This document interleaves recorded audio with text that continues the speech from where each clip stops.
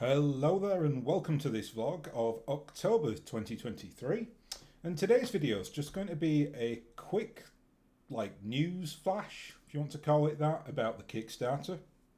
Something happened today and I kind of felt like I should cover it, even though it's not like formal news. It's just an email that Catalyst sent over to me this afternoon, but it just kind of felt like, given my audience and given that some of you like me were quite hefty backers of the BattleTech Kickstarter, thought this would be a good time just to put this out there.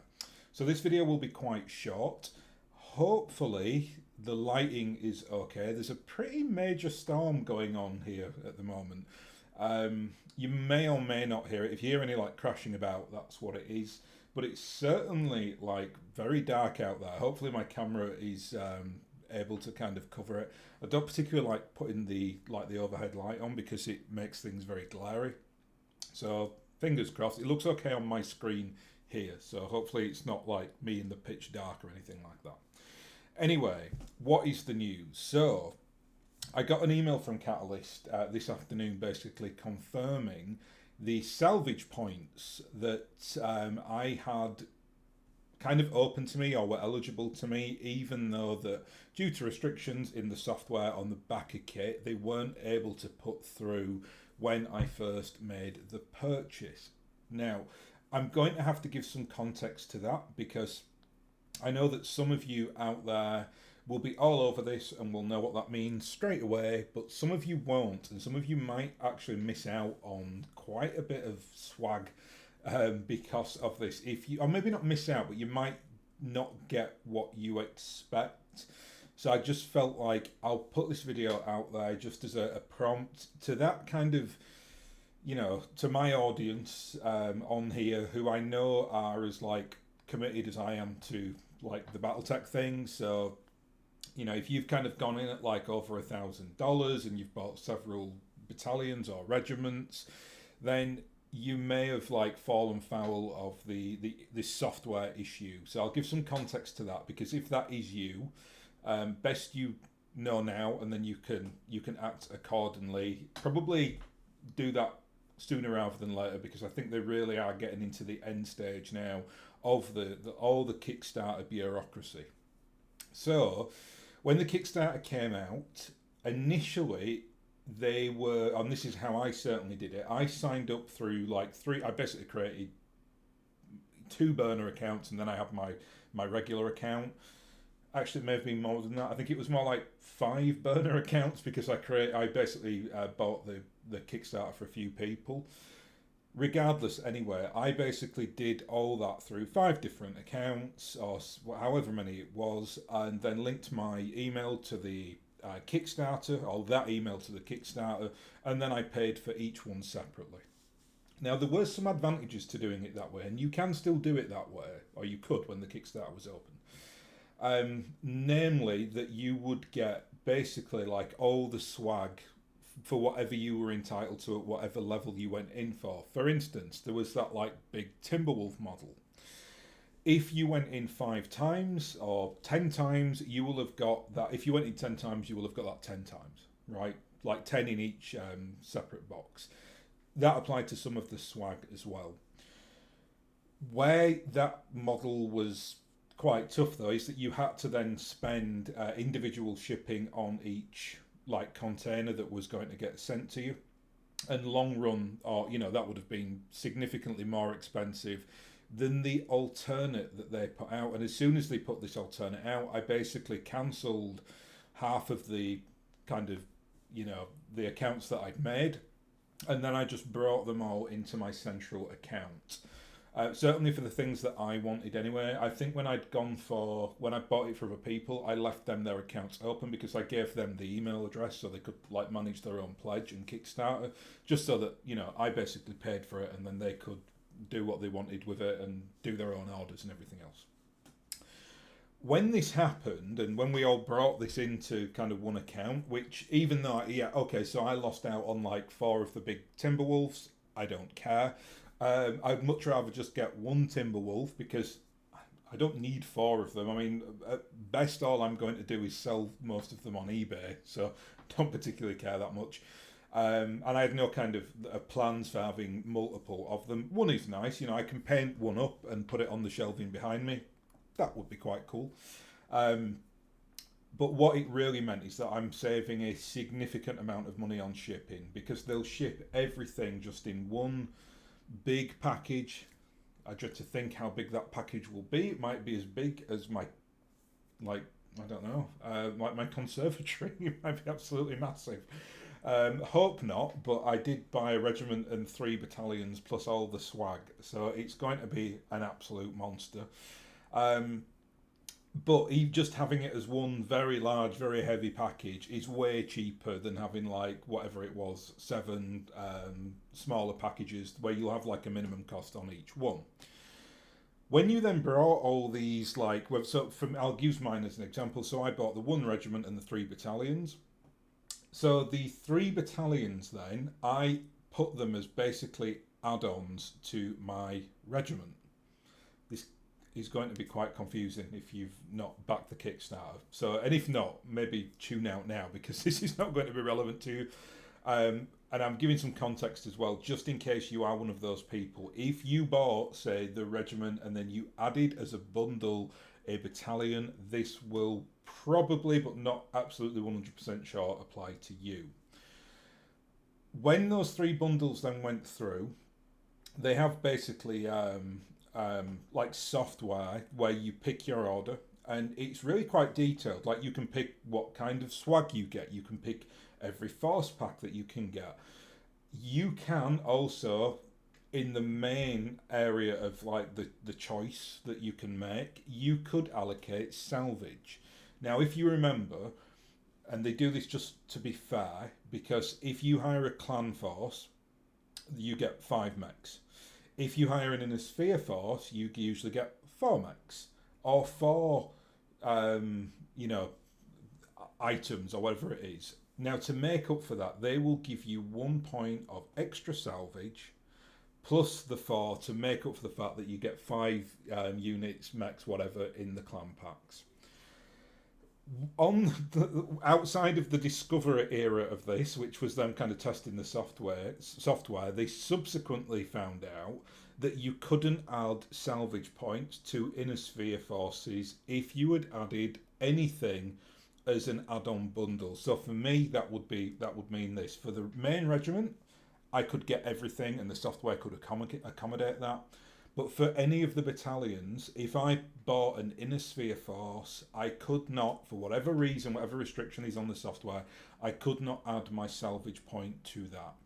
And it was explicit. It said in there, please be aware there's a software error or something like that, language like that, and we cannot give you your salvage point. Catalyst put out a significant amount of comms, basically saying like, yeah, this is kind of messed up a little bit. We weren't expecting this. We'll try and do a workaround. But for now, please get as much of your inner sphere force in the main order. So for me, that would have been in the regiment. That's fine, and that's what I did. But because I'm not a big clan player, I got I am getting a ridiculous amount of mechs and vehicles in this Kickstarter. I think it's going to be like 350 to 400, something like that. The vast majority of that, maybe 250, probably more than maybe 280, are in the sphere forces. Firstly, there aren't that many clan things anyway. They've got those like couple of like clan stars, but even if it was just the, like back in the clan invasion when they had a whole host of clan stuff, I predominantly went in for all the inner sphere stuff because I liked the inner sphere way more than I liked the clans. So I had a ton of excess stuff that I needed to put from my inner sphere forces into those battalions that I then couldn't get the salvage from. And I worked it out that meant that I was losing 15 salvage points. Now, if you've watched me before and you've watched me do like updates on this, this has been an ongoing thing across the kind of community for months now. I explicitly said, I don't really care, right? Like, if I am if the delivery is successful and the shipping's at a reasonable cost, and we're already saving a ton of money, going in and doing these like bulk orders on the Kickstarter, I don't care about 15 mechs. I can live with that. It's fine. However, that's just my own subjective opinion. For a lot of people, that will have hurt, right? Like whether it's financially or because they felt like they were getting ripped off or whatever else. Some people will have been very, very narky about that, which is completely reasonable because you were told one thing and then another thing happened. I never thought they'd do that. I always thought that they'd come and resolve it at some level, whether it was like giving us vouchers at some point or giving you some money back or whatever else. Instead, what they decided to do, albeit this is slightly risky because you're dealing with like back end Excel data, I presume, and if you change that, it can really start to like mess around with the equations in the Excel document. Might not be Excel, it might just be another piece of software, but whatever, it's still quite risky to do. What they've subsequently done is they've gone back into every order, so me included in this, and said like, if we owe you any salvage points, just tell us via the Kickstarter. So I just dropped them an email. In that email, I didn't write a long email or anything. I kept it very like short, and it just said something like, on the add-on bundle battalions that I ordered, I had, and I can't remember the breakdown, but it's like I had 4 of these inner sphere forces and 3 of these inner sphere and 2 of these inner sphere. Anyway, all added up to 15. And I basically just told them that. I said, so that means there's 15 points of salvage. Can I please just get the clan invasion salvage points? So I didn't want I wouldn't be bothered either way. I didn't really want the new mercenary ones because I'm getting a load of those new mechs. It'll be nice to kind of, get the mechs from the last Kickstarter because there were like 90 plus in there anyway. So you still get a really nice variety and there's a lot of good stuff in there. Today they emailed me basically just confirming, thank you for telling us this. We have now added 15 points of salvage to your order, or clan invasion salvage to your order. The reason why I wanted to do this video was just to kind of clarify that that is now a thing. That's how they have done it. I mean, I've had to wait, I think, about 6 weeks to get that reply back. That's completely understandable given how successful and how many people were doing this Kickstarter. So there's no heat at my end at all because it's probably some poor like office worker at Catalyst Sends just replying to like hundreds, potentially thousands of emails from people with inquiries and blah, blah, blah. So, I sent them an email, just left it at that, and today they got back to me. And this is why I wanted to do this video. If you did add that additional bundle and you went in for Innisphere Forces, and like whether this is like the first time that you are hearing what I am talking about now, or it just jogs your memory, now is the time. Just email them, and it looks like they're starting to kind of get round to replying to everyone just to confirm that they've amended it in the back end. Again, it's a bit of a weird video to do this because it's quite niche. The reason I am doing it though is just because I don't really care about YouTube metrics or followers or anything because I'd never monetized this channel.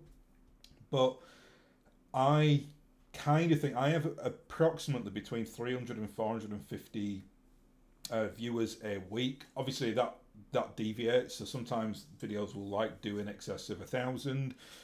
Sometimes it will be like down to 150. It depends on obviously what the title of the video is and all that weird and wonderful stuff that exists within the algorithm. But I know for a fact that some of you, at least 10 but probably more, are like big hitters on the in terms of the spend with the Kickstarter, and that you went in at a similar level that I did. And it's just kind of a reminder to sort it out now. Otherwise, 2 things will happen. One, well, both not great, but one certainly worse than the other. The less worse situation is that they will just pick the salvage points for you. So they'll probably just by default, I'd imagine, give you like the new Kickstarter mercenary points. I don't think anyone, I certainly wouldn't have complained if that happened to me, but some people might be like, oh, well, I wanted the choice and now I'm stuck with these mechs that I don't want, or whatever.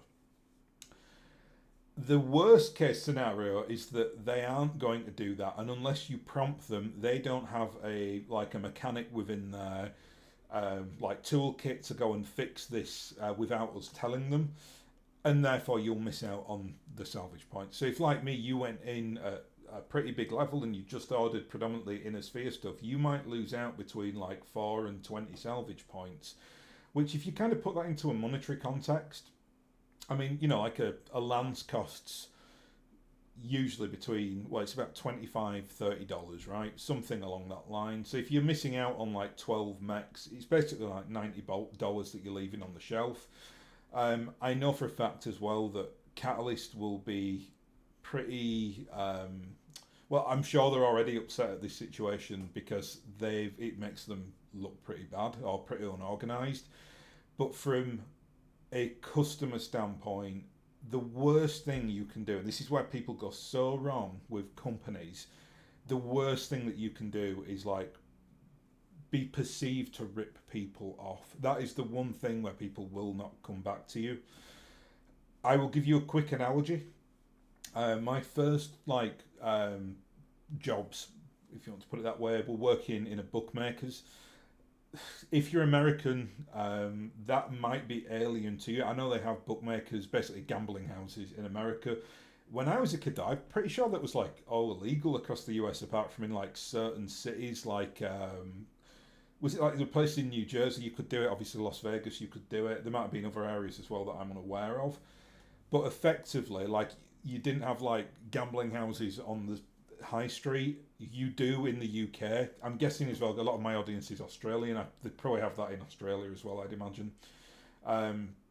My point is that I worked in one of these places, and I mean, I loved it, to be honest. You basically just got to watch football and horse racing all day. So as like an 18-year-old, I was like, pay me to watch horse racing and football all day. Okay then. Obviously, you've got a job to do, like you're taking the bets, and it can be quite like a high octane, stressful environment, but it's a good environment to work in. And I always remember, like the first guy that I worked with was like an old grizzled manager. If you were like down at the end of the day, like 10, 15, 20 quid, he wouldn't care, right? Because the amount of money that you are like handing over, and everything else, it's to be expected that money is you're going to accidentally going to give someone an extra £5 or whatever. He just wouldn't care. I mean, if it continues and it looks like you are robbing the shop, obviously it becomes an issue. But he'd never kind of batter an eyelid over a little bit of money like that. Where he would get quite angry is if we were over. So if your till was like over £20, that's when you'd kind of see the other side of him, and he'd be like, you need to be really careful about that, because he knew that if we were over, someone had accidentally like not given a £20 note or whatever on a customer return when they'd won a bet, and you can guarantee that person will have gone home, counted their winnings, known that they were £20 down, probably would have thought, I can't go back to the shop to tell them this, because like they won't believe me. Although saying that, like our ethos was, if we knew it was them, or if the day after someone came in and said, I think you like undercounted me yesterday by 20 quid, and we knew that we were 20 quid over and we knew that person, we'd just give it to them. My point is though that like this notion that companies are quite happy to kind of rob you of like basically pennies on the pound is utterly ridiculous. It's like the first thing you learn in business, like to get the customer coming back, you need to have their trust. So, okay, so you make an extra 20 quid, you lose that person's custom potentially forever. That could be like thousands of pounds, right? It's exactly the same with this situation in Catalyst. It's a bad optic, and it's not something that they will want, especially in a community like ours that are like very vocal and we're quite close knit. And if a lot of people feel like they're getting ripped off, it can be incredibly dangerous for a business model. So I never thought that they would like just leave it hanging or not do anything about it, and they obviously have now done something about it, so that's great. In terms of lessons learned though, and I think this is a really important one for Catalyst, I do think they've got to be really, really careful about future testing. This is going to sound quite arrogant, but I've said this on the channel before, I do quite a lot of project management in my job. It's like high-end project management. Like I don't do the projects, I kind of oversee like a lot of the intricacies of going on, then I kind of adapt resources and get people to do what I need them to get to do, etc. So kind of traditional project management, but I'm kind of working for a company and basically organising all their data and communications, and I'm not going to go into detail because it's really boring. It's just my day job. But I kind of just look at it like, if I'm project managing anything, you better believe that I have tested everything before we go live. I can't go into details because it's the company that I currently work for, but I'm engaged on a big project at the moment that requires a lot of testing, and I will literally like methodically sit and read through like procurement contracts and like data analysis, things that are like super boring, but I've got to do it, and I've got to kind of see where we are succeeding and not succeeding before we push anything live out into the business, because it's just really bad for my reputation internally if I'm on a project and I'm sponsor of a project and then it goes south.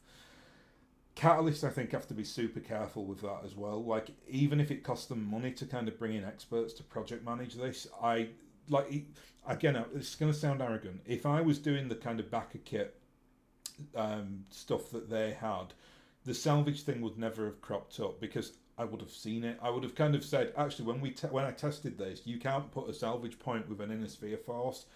That's obviously going to mess things up and require us to go into the manual back end in this, which is really quite dangerous. So we need another workaround. So let's just give ourselves like some breathing space. Go back to the kind of the project plan, whatever you want to call it, and just keep the comms going out to the community to say, look, we've had a few like setbacks with X, Y, and Z. We're working on it. We'll get back to you as soon as we can. And generally speaking, they're quite good at the comms. Or they certainly have been over the last like couple of months. They've like ratcheted it up and started to tell us what's going on. They do go through peaks and troughs. Sometimes they'll just black out stuff, which I think, again, as someone who works in PR, I'd advise they don't do that. I think the second you do like a blackout feature, it looks like you've lost control. So you've kind of got to keep communicating your messaging, even if that messaging is like, it's all under control, it will be fine, we just need a bit of time. And I think people are absolutely fine with that, especially for a company like Catalyst, who are relatively small. So anyway, so that's it really. I just wanted to kind of go through today about the fact that you can now choose your salvage points, and they are acting on it. And if you haven't do that, I just urge you to go and fix that as quick as possible. I just did it by sending them a message on Kickstarter. I think they've asked it in two ways. You can either just drop a comment to them, so there's like a big commentary page, so you can say on there, I don't know, you owe me 12 salvage points, can I please get the clan invasion? Then they'll kind of look your name up or whatever else, how they do this, and just cross-reference you and then add that 12 salvage points. I just did it. I sent them a like an old-fashioned message. So there's like there's a contact Kickstarter person or whatever section on the Kickstarter page, so relatively straightforward. Anyway, that's it today. That's it for today. I don't know what I'm going to be doing for the next couple of weeks. Work should calm down a little bit after this week, so I might kind of drop back into the campaign operations stuff. I've got some like lore ideas as well, but it's just a matter of sitting down and researching them and doing it. But yeah, you'll still get content from me anyway over the next few weeks. Obviously now, I'll give a little plug to DFA. The Jump Point Season 2 has just dropped. So it dropped a couple of weeks ago. They will be out every 2 weeks for the next, foreseeable, because we are planning quite a few episodes for Season 2. Depends on kind of timings and tractions, but it will be between 12 episodes and 16, we think. They'll drop every 2 weeks, starting I think one will drop this Sunday. Episode 2 should drop this Sunday. Do watch that if you get it, because I think, again, sounds super arrogant, but I think Aaron and Tom and I have kind of one of the best like BattleTech shows, just because it's very concise and very bite-sizey. Like, we don't go on and do like long-form 3-hour podcast or anything like that. It's basically like 35 minutes, and we've got lots of little kind of gimmicks and bits that we do, and then it usually keeps it quite fresh, and Aaron's very good at just kind of moving us on. So definitely check that out if you haven't already. And again, I think we've recorded like 6 of those now. We'll go back in, I presume, over December or after Christmas and start recording again. But yeah, everything that we've got, I think we've got everything lined up now between here and Christmas for it. So there you are. So that's another thing off my plate as well. So I kind of get a nice 6 to 8 week period here where work should calm down a little bit, and then I don't have to keep spending all my recording time recording with DFA. So job is a good one. Anyway, I will thank you very much for watching, and I will hopefully catch you again next time.